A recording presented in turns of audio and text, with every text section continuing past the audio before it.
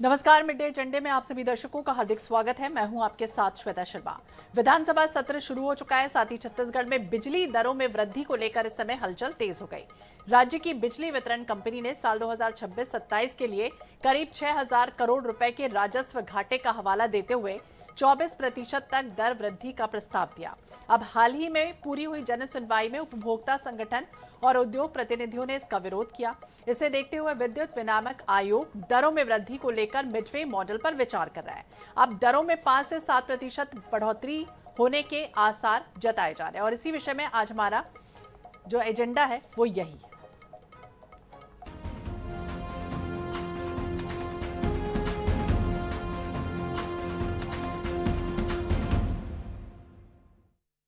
तो जेब पर करंट और गिरेगी बिजली। आयोग बिजली की दरों में वृद्धि का कंपनी और सरकार पर पड़ने वाले असर को ध्यान में रखते हुए निर्णय लेगा। यानी पिछले 10 वर्षों में औसत वृद्धि लगभग 4% रही और केवल 1-2 सालों में 8% तक अधिक वृद्धि देखी गई। ऐसे में अगले वित्तीय वर्ष में बिजली की दरें 5 से 7% के बीच आसार जो है वो इसके दिखाई दे रहे हैं। तो 5 से 7% हो सकती है बिजली दरों में वृद्धि। इस तरह का अनुमान जो है वो लगाया जा रहा है क्योंकि जैसे ही सत्र शुरू हुआ प्रदेश में बिजली दरों में वृद्धि को लेकर कह सकते हैं हलचल तेज हो गई है और 2026-27 के लिए करीब 6,000 करोड़ रुपए के राजस्व घाटे का हवाला दिया गया और ये कहा जा रहा है कि 24% तक दर वृद्धि का प्रस्ताव है। तो जन सुनवाई में उपभोक्ता संगठन, उद्योग प्रतिनिधि ने इसका विरोध किया। इसे देखते हुए विद्युत विनियामक आयोग दरों में वृद्धि को लेकर मिडवे मॉडल पर विचार कर रहा है। इससे दरों में 5 से 7% तक बढ़ोतरी होने के आसार जो है वो जताए जा रहे हैं। तो 1-2 वर्षों में 8% से अधिक वृद्धि देखी गई है और ऐसे में अब ये उम्मीद जताई जा रही है कि अगले वित्तीय वर्ष में बिजली की दरों को 5 से 7% के बढ़ने के जो आसार हैं वो फिलहाल दिख रहे हैं। तो उद्योग जगत भी ये कह रहा है, कृषि उपभोक्ता, गैस, गैर जो घरेलू उपभोक्ता हैं उनमें भी इसी तरह की स्थितियां दिखेंगी। यानी बाजार पहले से सुस्ती के दौर से गुजर रहा है गैर घरेलू उपभोक्ताओं को अगर देखें और ऐसे में अगर बिजली बिल बढ़ती है उनके मासिक स्थायी खर्च और जो है वो बढ़ता हुआ नजर आएगा। चाहे वो किराया हो, जीएसटी हो या फिर अन्य करों के बीच अतिरिक्त जो वृद्धि है वो साफ तौर पर देखी जा सकती है और ऐसे में छोटे कारोबार के बीच मार्जिन पर इसका जो सीधा असर है वो दिखाई देगा। कृषि में भी इसी तरह के हालात दिखेंगे। अगर बिजली दर में वृद्धि होती है तो किसानों पर इसका अतिरिक्त दबाव जो है वो बढ़ता हुआ नजर आएगा। उद्योग जगत में भी इसी तरह के हालात दिख सकते हैं।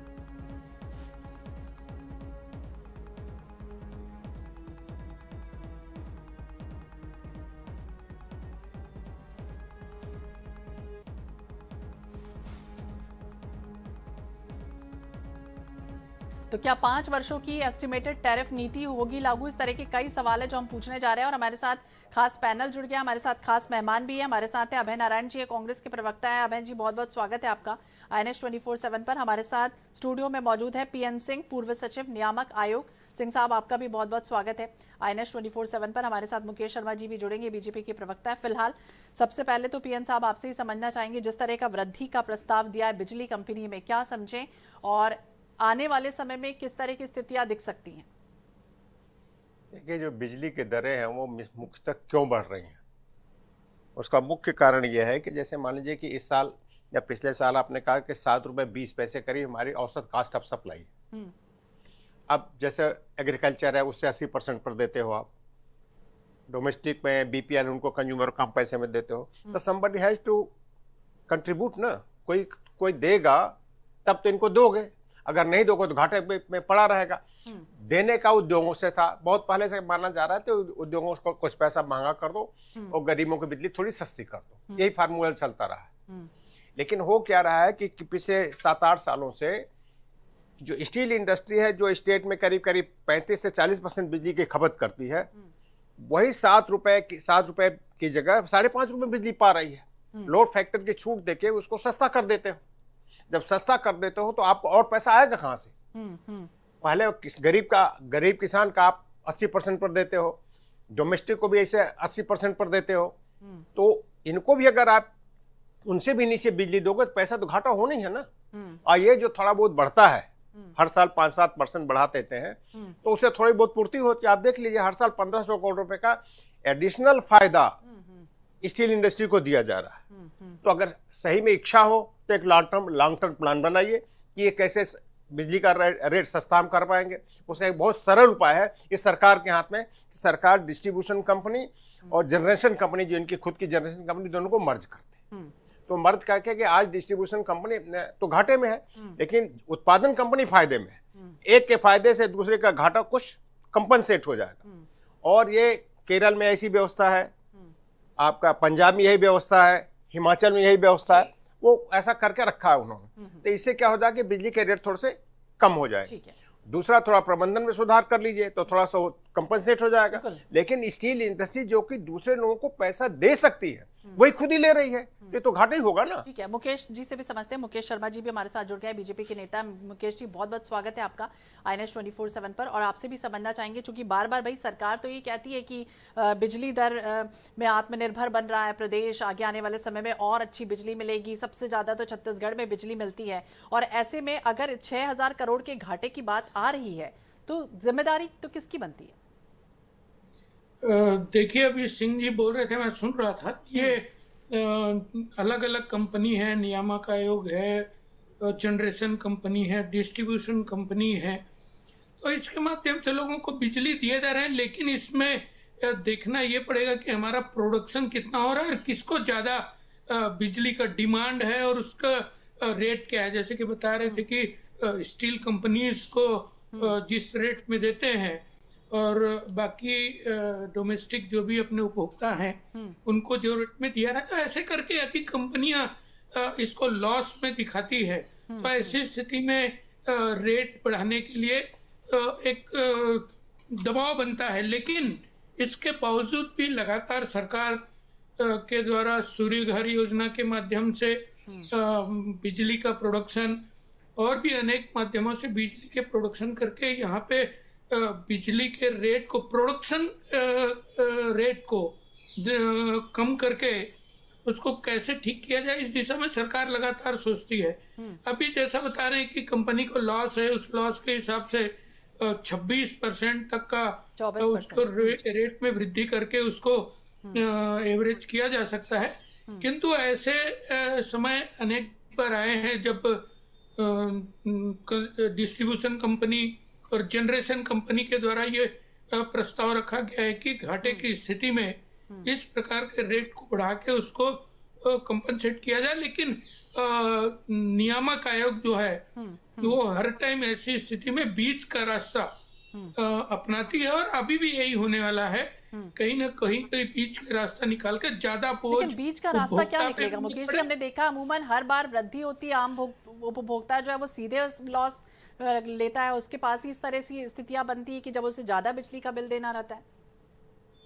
नहीं, देखिए, पिछले 10 वर्षों का रिकॉर्ड निकाले तो लगभग एवरेज 4% का रेट बढ़ा है। सरकार बीच बीच में 200 यूनिट, 300 यूनिट, 400 यूनिट तक बिजली मुफ्त करने का भी घोषणा करती है। कई बार सरकार ने बिजली में इतना प्रतिशत, आधे बिजली को भी फ्री करने का काम किया है। अलग अलग सरकार ने अलग अलग स्कीम के द्वारा उपभोक्ताओं को राहत देने का प्रयास किया है और ये प्रयास जारी भी रहेगा।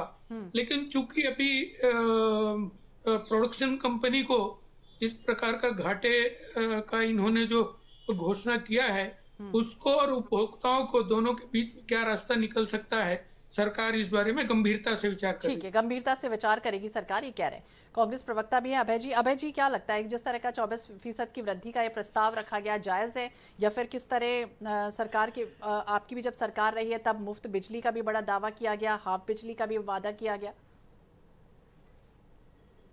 देखिए, बहुत अच्छे विषय पर आप डिबेट कर रहे हैं और अच्छे समय पर कर रही हैं, इसके लिए आपके चैनल को बधाई, ताकि जनता समझ सके कि सरकार का रवैया क्या है और उपभोक्ता कहाँ खड़ा है। अभी माननीय PN सिंह जी ने बहुत अच्छे ढंग से समझाया, पूरी बातें भी बताई, क्योंकि वो आयोग के में रहे हैं और उनको अनुभव है, अनुभव का लाभ हम सबको इस डिबेट में मिल रहा है।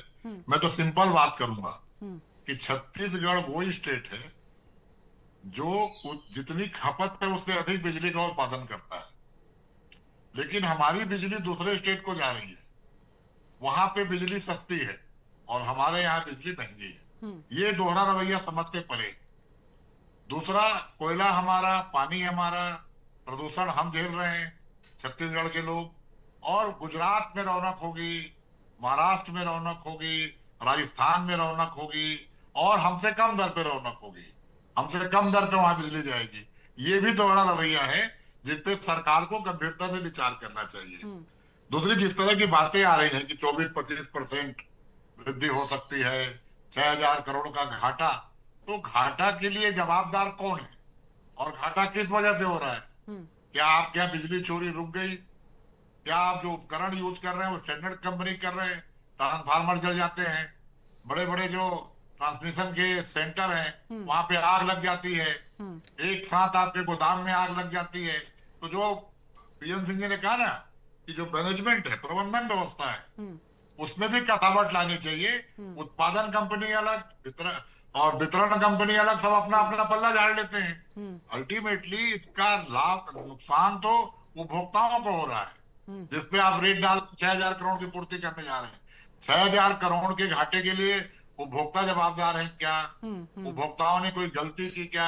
अगर उपभोक्ताओं ने बिल बकाया रखा हो और वो नुकसान दिखाए, बिल बकाया कहाँ है? बड़े उद्योगपतियों के यहाँ।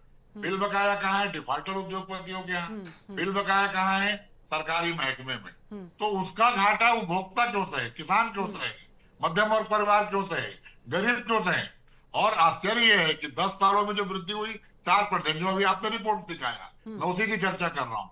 और इन 2 सालों में सुशासन की सरकार में 8% की वृद्धि हो चुकी है। अकेले 24-25 में 8.35% की वृद्धि की गई। तो ये सरकार कंट्रोल करना छोड़, चोरी रोकना छोड़, मैनेजमेंट की व्यवस्था करना छोड़, सिंपल उपाय कि रेट बढ़ा दो। और अभी हमारे प्रवक्ता जी साथी कह रहे हैं कि बीच का रास्ता निकलेगा ना। 50% ट्रंप ने लगाया था और 18% हो गया। जो 32% था वो बीच का रास्ता था। वो ट्रंप, अमेरिकन ट्रेड डील यहाँ भी की जाएगी। विनियामक आयोग की जो सुनवाई होती है उसको जन सुनवाई का नाम दिया जाता है। कितने अखबारों में प्रकाशित होता है सूचना?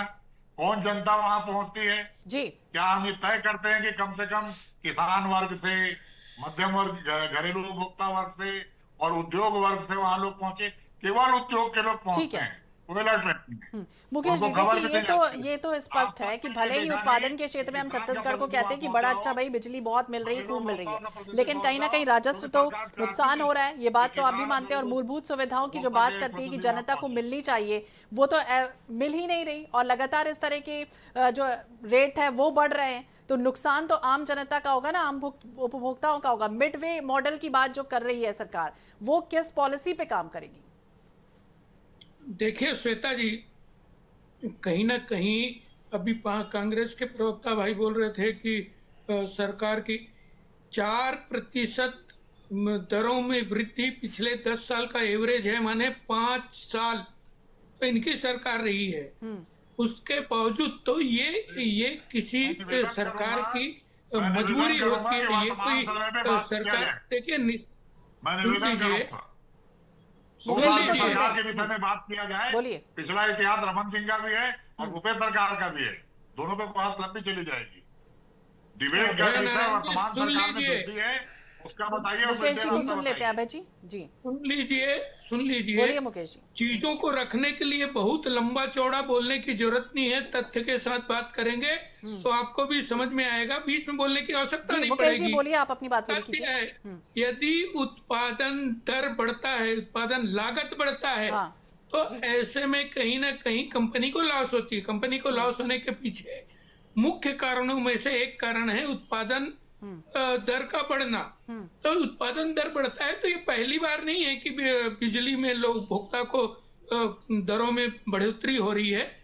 ये हमेशा होते आया है, ये पहली बार नहीं है, होता ही रहेगा। उसके बावजूद सरकार इस चीज को भी पूरी संवेदनशीलता से, पूरे गंभीरता से ये विचार कर रही है कि उपभोक्ताओं के ऊपर में कम से कम दबाव पड़े, कम से कम उसका प्रभाव पड़े, ताकि एकदम से रेट पे बढ़ोतरी ना दिखे। तो सरकार इसके बारे में भी सोच रही है। तो ये इनको ये कहने का मतलब कि ये सरकार आ गई, ये चीजें हर सरकार में होती आई है। चाहे वो भाजपा का हो कांग्रेस का हो। यदि आज हो रहा है तो कुछ भी नया नहीं हो रहा है, लेकिन सिंह जी अभी बता रहे थे कि उसके रास्ते क्या क्या हो सकते हैं, कैसे उसको उपभोक्ता के ऊपर में दबाव कम से कम पड़े, उस दिशा में भी सरकार लगातार सोच रही है और उसका रास्ता निकलेगा, निश्चित रूप से निकलेगा। तो उपभोक्ताओं के ऊपर में दबाव पड़े ये सरकार कभी नहीं चाहती है, क्योंकि उपभोक्ता यदि नाराज भले होते ही हैं ना तो चाहती हो सरकार के लेकिन ऊपर में भी पड़ता है। नाराज सिंह साहब, आपको क्या लगता है, जिस तरह से मुकेश जी भी कह रहे हैं कि भाई सरकारें आती है चली जाती है, जो परेशानियां हैं वो एज इट इज है, यानी आम उपभोक्ता की जेब पर सीधे तौर पर असर पड़ने वाला है। अब क्या समझे, लाइन लॉस, बिजली चोरी, सब्सिडी, ये तमाम वो कारण है जिसकी वजह से इस तरह से आम उपभोक्ता परेशान होता है, उनकी जेब जो है वो ढीली हो जाती। पिछले 5-6 सालों से जब भी डिस्ट्रीब्यूशन कंपनी अपना प्रस्ताव लाती है तो यही बोलती है कि साहब वर्तमान टैरिफ से मेरे को कोई नुकसान नहीं है, पिछला मेरा बकाया है इसलिए मेरे को नुकसान हो रहा है। तो पिछला बकाया क्यों भाई, 2 साल पीछे का बकाया, 4 साल पीछे का बकाया हो क्यों रहा है? आपको बताया ना कि आप बोलते हो कि बिजली स्टील इंडस्ट्री की 7.5 रुपए में बिकेगी, लोड फैक्टर की छूट, टीओडी की छूट, कुल मिला के उसको 5.5 रुपए में पड़ती है। कैलकुलेशन करते हो 7.5 रुपए से देते हो 5.5 में, ये 2 रुपए का गैप का पैसा कहां से आएगा? किसी की जेब से, किसी जेब से निकलेगा ना। ये वो छूट बंद कर दीजिए, अपने आप खत्म हो जाएगा। दूसरा, थोड़ा सा मैनेजमेंट में थोड़ी सी पहल कर लीजिए। पंजाब में हुआ है ऐसा, हिमाचल में हुआ है ऐसा, केरल में हुआ। जनरेशन कंपनी और डिस्ट्रीब्यूशन कंपनी को आपस में मर्ज कर दीजिए। जनरेशन कंपनी इनकम टैक्स दे रही है, प्रदेश का पैसा इनकम टैक्स में जा रहा है, वो रोक दीजिए ना, दोनों को मर्ज कर दीजिए। एक का घाटा दूसरे के फायदे से एडजस्ट हो जाएगा। ये कौन सी बड़ी भारी बात है? आपके पास टाइम है, उसको किसी भी समय कर दीजिए। इस तारीख से इस कंपनी को मर्ज कर देते।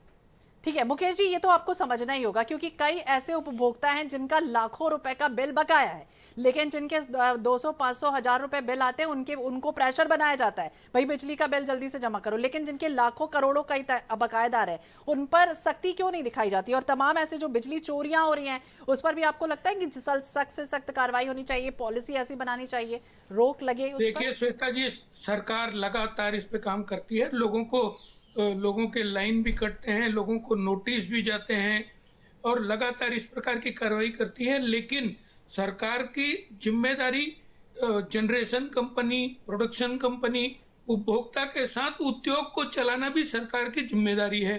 प्रमुख उद्योग में से यदि स्टील उद्योग है तो उनको भी तकलीफ ना हो, ताकि वो भी कॉम्पिटिट कर सके और बाकी प्रदेशों से उनका प्रोडक्शन कास्ट ज्यादा ना बढ़े।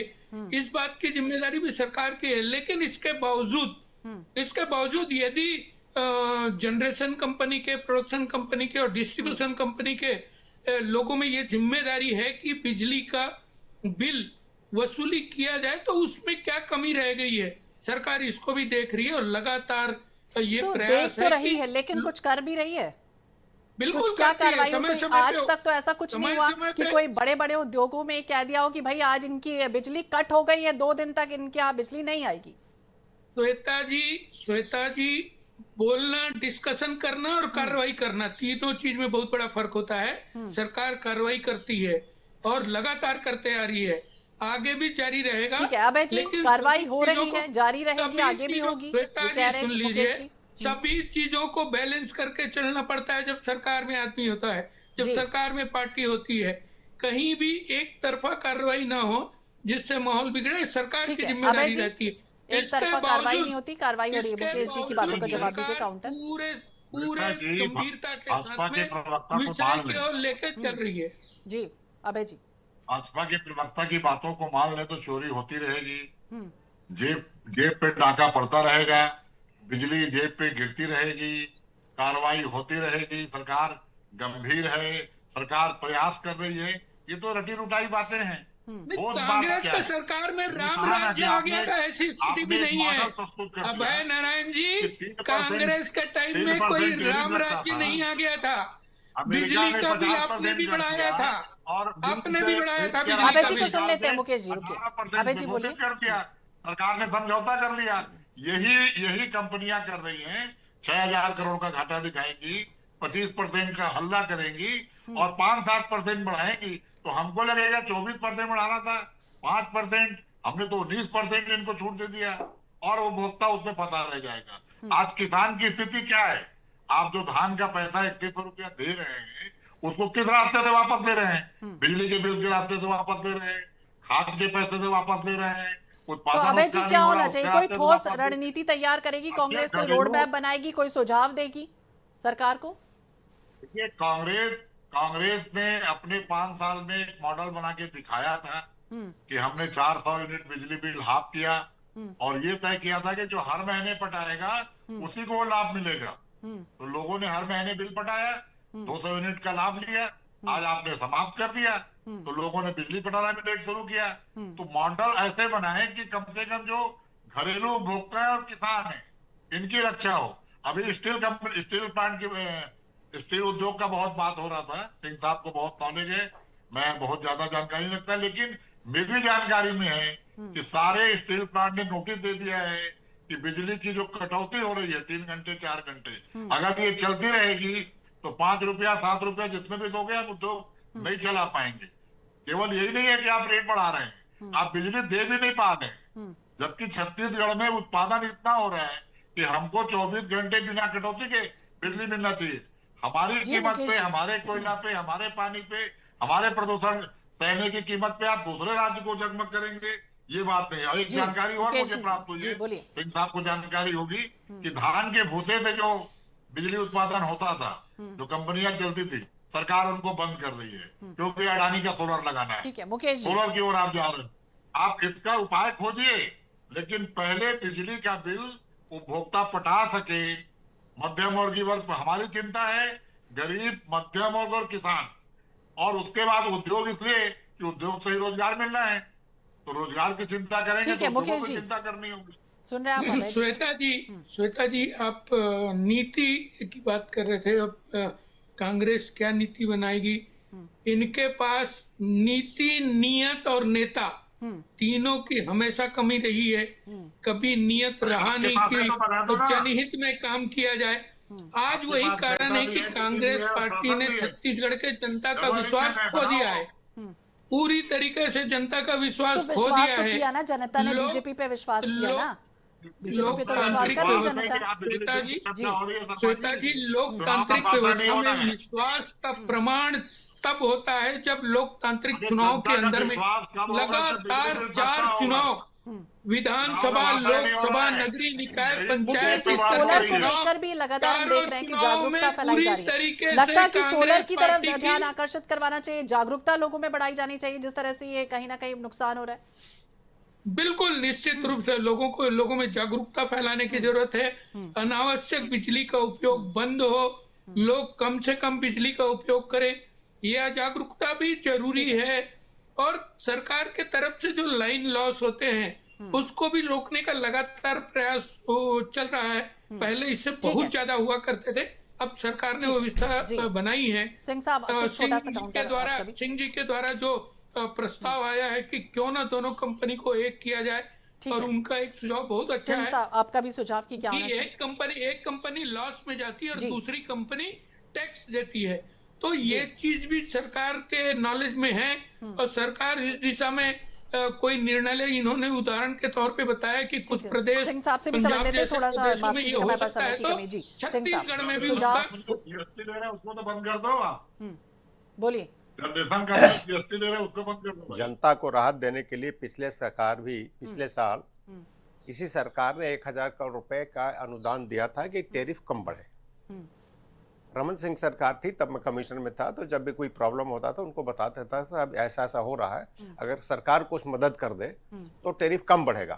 तो कितना चाहिए, हम कहे साहब ये इतना बढ़ रहा है, इतना दे देंगे, इतना कम हो जाए, तो थोड़ा कम बेसी करके उतना वो बजट से प्रावधान कर देते थे कि इतना पैसा ट्रांसफर कर दिए कंपनियों को ताकि उनका घाटा कम हो जाए। तो इमीडिएटली तो ये तो किया ही जा सकता है ना। 1500 करोड़ रुपए 1 लाख करोड़ से ज्यादा का बजट है, जनता को राहत देने के लिए किया जा सकता बिल्कुल है। जनता को राहत देने वाला ये बजट होगा या क्या कुछ होगा? मुकेश जी भी कह रहे हैं कि बीच का रास्ता निकालने की कोशिश की जाएगी, देखना होगा।